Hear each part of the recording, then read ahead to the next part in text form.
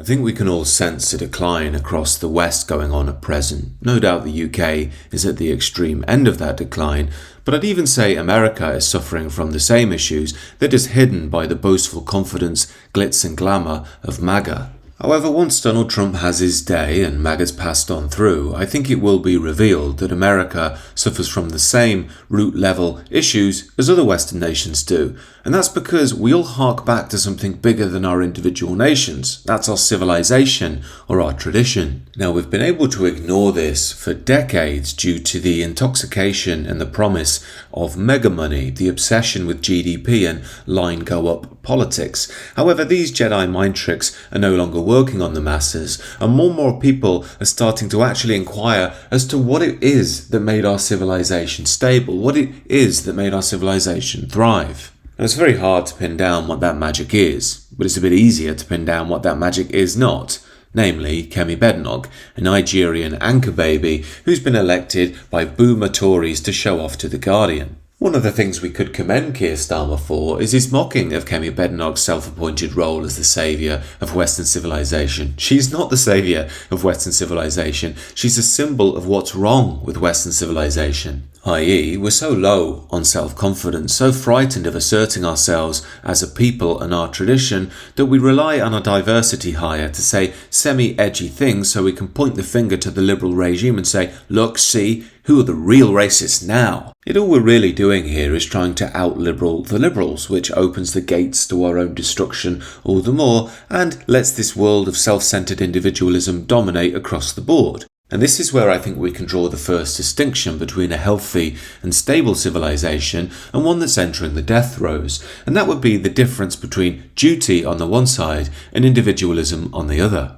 Now, individualism isn't hard to market to a society. There's the promise of mega money, having lots of women, having lots of success, not being told what to do by anybody, not believing in stupid things from old idiots who believe in sky fairies and think you're going to go to hell if you touch your winky. Not to mention you're part of a brave new world where every gender identity is welcome, where anyone from anywhere in the world can come here and be just as British as you, or any tradition or religion is just as valuable. That makes you a better person than those fusty old people, a more moral, correct person. And what's more, the demands this worldview places on you are minimal. You can say all these high-minded platitudes that are some variation on John Lennon's Imagine, but in reality all you do is go back to your individualist liberal life of consuming. Yet at this point in history, we can no longer ignore that the dam has broken, and more promises of individualist liberalism or even a return to socialism or even communism is not going to plug that hole.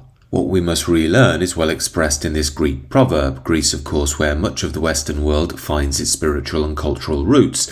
A society grows great when old men plant trees whose shade they know they shall never sit in. This proverb implies a high fidelity to your work, your society, and to the well-being of your neighbour. However, I think it's best expressed in the unit and model of the family. Now, strong, healthy families are essential for rising birth rates, which allow us to maintain the society and support the elderly, often without relying on the state too, by the way. They're the perfect unit for human beings to thrive in. They create healthy children, especially if they have a healthy mother and father. That helps mould the psyche and the soul, specifically if that's done in a Christian context, in my view. Yet at the heart of all of this is the vow of marriage. Now, we have the iceberg view of marriage in modernity. What I mean by that is we look at the honeymoon period, the big glitzy wedding, falling in love. In reality, though, that's only about 0.1% of what a marriage really is. Now, do note here, I'm speaking abstractly as to why marriage works spiritually and civilizationally, rather than why it's not working in modernity. I know there are problems with men and women in this day and age that are making marriage nigh on impossible for some people, but that's a topic for another video.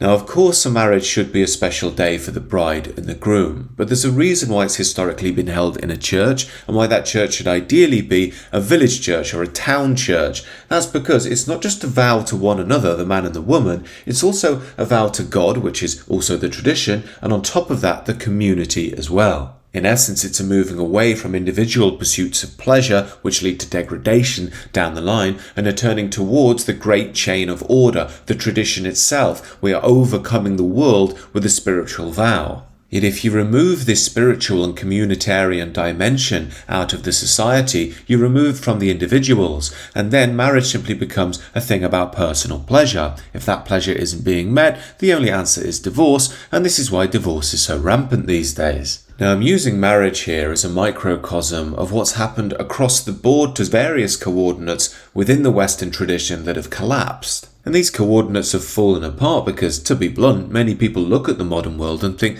why would I bother working all my life and slaving my guts out for a system that doesn't value me? Why would I work hard to maintain a community full of strangers who don't really seem to like me anyway? And for those who haven't been swept up by atheistic materialist rationalism, why would they bother engaging with a religion that tells them that Jesus is exactly the sort of person that he wouldn't like, while they get lectured at by some Guardian-reading Bolshevik feminist who tells them to welcome the very people that will destroy our churches as well as our worship of Jesus?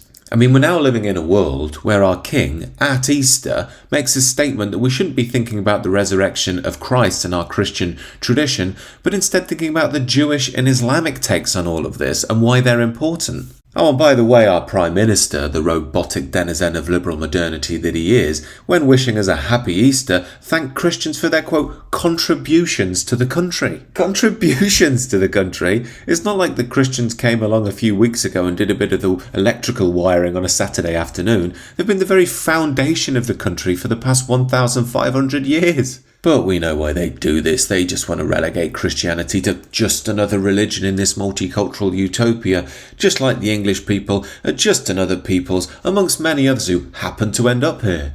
On that note, it seems to be an open secret at this point about just how inclusive Keir Starmer likes to be. Probably why he's got it in for traditional Christianity as well, which wouldn't look so favourably on leaders being porked by other blokes for political favours. These are all allegations at this point too, of course, but I think you get the core point I'm driving to here. We've lost touch with the vitality and stability of our tradition, and until we get it back, we are going to suffer and suffer greatly.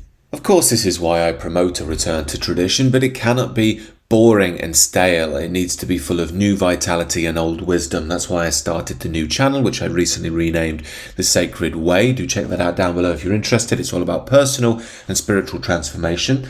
You can also connect with me exclusively on the Substack and get exclusive content. On top of that, let me know your thoughts in the comments down below. And please do consider subscribing to the channel. Have a great rest of the day.